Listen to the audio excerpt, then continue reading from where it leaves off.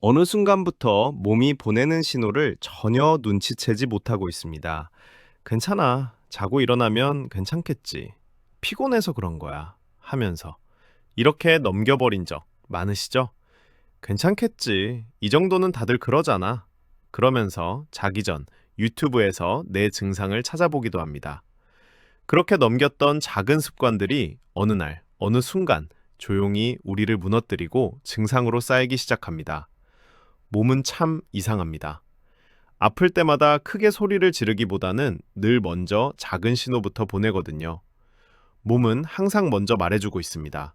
하지만 우리는 그 신호를 알아채지 못합니다.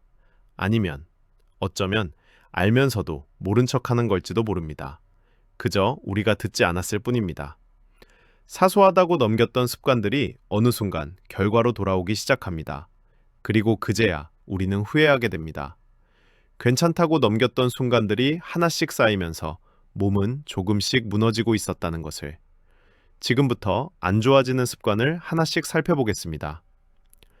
어느 날부터 해야 할 일은 많고 시간이 부족하다는 이유로 잠을 줄이는 습관 생기지는 않았나요? 몸은 하루의 피로를 그날 안에 풀어내지 못하면 조용히 몸은 무너지고 있다고 합니다. 또 피곤해도 조금만 더 버티면 괜찮아질 것 같죠? 오늘 못 쉬면 내일 쉬지 뭐. 저도 그렇게 생각하곤 했습니다. 오늘 피곤하면 어때? 내일 쉬지 뭐. 조금씩 하는 게 싫어서 몰아서 움직이는 성격이라고. 난 원래 이런 성격이야. 하면서. 하지만 피곤함은 단순한 느낌이 아니라 지금 멈춰야 한다는 신호라고 합니다. 그런데도 조금만 더 하고 조금만 하면 끝나 하면서 그 신호를 무시할수록 회복은 점점 더 멀어집니다. 그런 것 같습니다. 다음 날에 쉰다고 하지만 그 피로감은 2배 넘는 것 같아요. 그리고 또 통증에 대해서 이야기해 볼까요? 어깨가 뻐근해도, 허리가 아파도, 무릎이 불편해도 좀 지나면 괜찮겠지? 파스 붙이고, 통증약 먹고, 그렇게 넘겨버립니다. 하지만 통증은 이미 시작된 문제를 알려주는 방식입니다. 자녀들이 병원 다녀오라 해도 알았어 하고 대답만 하시지 않나요? 작은 소리가 날 때 들으면 쉬운 이야기지만 큰 소리가 날 때 들으면 돌이키기 어려운 이야기가 됩니다. 그리고 가장 괜찮으신가요? 내 자신의 마음을 중요한 것, 방치해 두지는 않나요?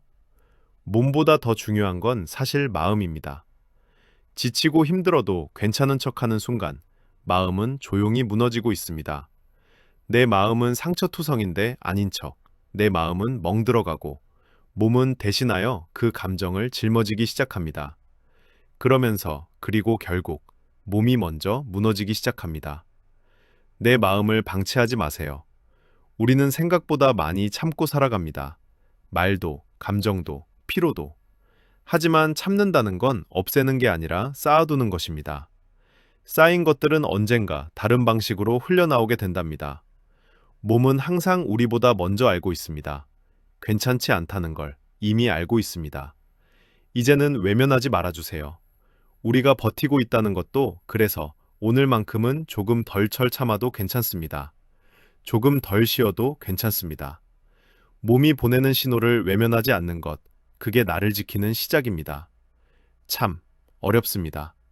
나를 지키는 것, 우리 함께 내 자신의 내 마음을 지켜보아요. 당신의 몸은 지금도 당신을 지키고 있다는 것을